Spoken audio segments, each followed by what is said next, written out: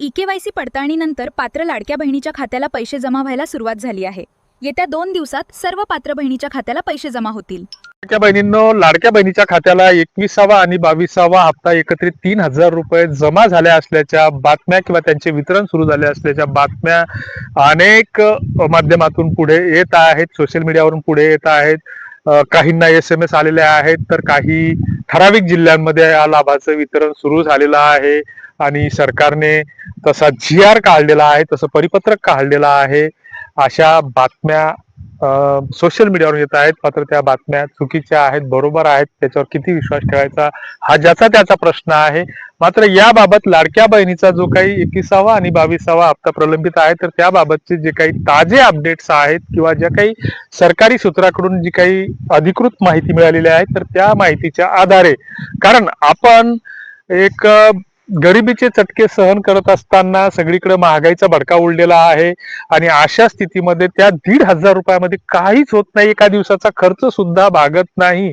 कारण साध्या एखाद्या तालुक्यातल्या लग्नाला जरी जायचं म्हटलं तर त्या ठिकाणी 500चं पेट्रोल टाकावं लागतं किंवा 500चं प्रवास भाडं लागतं आणि 1,000 रुपयाचा आहेर करावा लागतो। ही सगळीकडे सार्वत्रिक अशी स्थिती बनलेली आहे आणि मग ते 1,500 येतील किंवा 3,000 रुपये येतील, तर त्या 3,000 रुपयामध्ये काहीच होत नाही। मात्र एक आशा लागलेली असते की बा कसा तरी बऱ्याच जणांना आपण आश्वासन दिलेले असते की दुकानाकडे गेलं किंवा मेडिकलवर गेलं तर तो त्याची जुनी उधारी मागत असतो आणि मग आपण त्याला सांगत असतो की माझ्या लाडक्या बहिणीचा हप्ता आला की बाबा तुला मी त्याच्यातले काही ना काही देईल, या आशेवर त्या लोकांना आपण ठेवत असतो। असे तुमचे आमचे सगळ्यांचे दैनंदिन व्यवहार या जागतिक महासत्तेच्या देशामध्ये सुरू आहेत। याच्यामधून काही सत्य कुणाला वाईट वाटण्याचं काही कारण नाही। तर असो, लाडक्या बहिणीच्या संदर्भात जी काही आपण 60 लाख बहिणींची नावं वगळली असल्याची माहिती आपण याच चॅनलच्या माध्यमातून महिन्याभरापूर्वी एक व्हिडिओ आपण प्रसिद्ध केला होता आणि आपण त्याच्यात आपण सांगितलं होतं की 60 लाख बहिणींची नावं या योजनेतून वगळली गेलेली आहेत। मात्र त्याच्यानंतरही ती ई-के-वाय-सी प्रक्रिया सुरू होती आणि 30 एप्रिल ही ई-के-वाय-सी ची शेवटची तारीख दिलेली असताना आता सरकारच्या सूत्राकडूनच जाहीर करण्यात आलेलं आहे की जवळपास 1,80,00,000 महिलाच या योजनेसाठी पात्र किंवा कायम ठेवण्यात आलेल्या आहेत। म्हणजे ज्या काही जवळपास 2.5 कोटीच्या आसपास, 2,40,00,000च्या आसपास ज्या काही महिला होत्या या योजनेसाठी पात्र ठरलेल्या, तर त्याच्यापैकी 60 लाख महिला वगळल्या गेल्या असं गृहीत धरायला हरकत नसावी।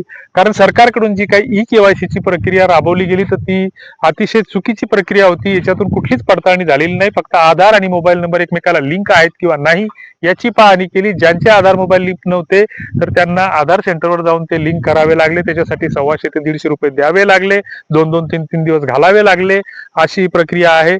आणि मग आता एप्रिल महिना संपल्याच्या नंतर सरकारने जवळपास ही आकडेवारी समोर आणलेली आहे की 1,80,00,000 महिला आता शिल्लक आहेत आणि त्यांच्या मार्च आणि एप्रिल महिन्याचे पैसे मिळण्याचा मार्ग आता मोकळा झालेला आहे। मग मार्ग जरी मोकळा झाला असला तरी सरकारच्या खिशात पैसे आहेत किंवा नाही हाही एक प्रश्न आहे, कारण त्यांना वित्त विभागाचा किंवा वेगवेगळ्या विभागाचा सल्ला घ्यावा लागतो की त्यांच्या तिजोरीमध्ये किती पैसे आहेत आणि त्याच्यानंतरच मग त्या वाटपाची वितरणाची प्रक्रिया सुरू होईल। आणि ही प्रक्रिया सुरू होत असताना मग जेवढं काही बजेट असेल तर त्या बजेटनुसार मग एकतर पहिल्या टप्प्यामध्ये मार्च महिन्याचा हप्ता दिला जाईल किंवा मार्च आणि एप्रिल महिन्याचे दोन्ही हप्ते एकत्रित दिले जातील। मे महिन्याचा पहिला आठवडा जवळपास आता संपलेला आहे आणि ही प्रक्रिया जवळपास सुरू व्हायला 15 मेचा कालावधी उजाडेल अशी काही सूत्रांकडून माहिती मिळते आहे। कदाचित मे महिन्याच्या शेवटी सुद्धा हे वितरण सुरू होईल। मात्र सगळ्याच लाडक्या बहिणीची अशी मागणी आहे की तुम्हाला जर ते द्यायचे असतील सुखासुखी द्या, एक निश्चित तारीख ठरवा की दर महिन्याची 10 किंवा 12 तारीख किंवा 5 तारखेला ते खात्याला पैसे पडतील। जसे तुम्ही वेतनभोगी लोकांचे किंवा आमदार खासदारांचे वेतन जसे बिनबोभाटपणे करता, तर तसे 1,500 रुपये देऊन देता, तर ते 1,500 रुपये एका फिक्स तारीख ठेवा त्याची। बाकीच्या लोकांचे पगार असतील तर ते 2-2, 4-4 महिने लांबवा, त्यांचं दक्ता आहे। मात्र निराधार असतील, लाडक्या बहिणी असतील किंवा हे छोटे छोटे जे लाभधारक आहेत, अपंगाचे पगार असतील, तर यांना एका विशिष्ट तारखेलाच ते पैसे त्यांचे रिलीज करत जा। कॉर्पोरेट सेक्टरमध्ये जसा 30 तारखेलाच महिन्याच्या शेवटच्या दिवशीच पगार त्यांचं वेतन जमा होतं, तर तसं या लाडक्या बहिणींना सुद्धा वेतन तसं त्यांचं जे काय असेल मानधन वगैरे तर ते त्याच एका निर्धारित तारखेला दिलं पाहिजे। तुम्हाला काय वाटतं ते कमेंट बॉक्समध्ये नक्की कळवा। तुर्तास धन्यवाद।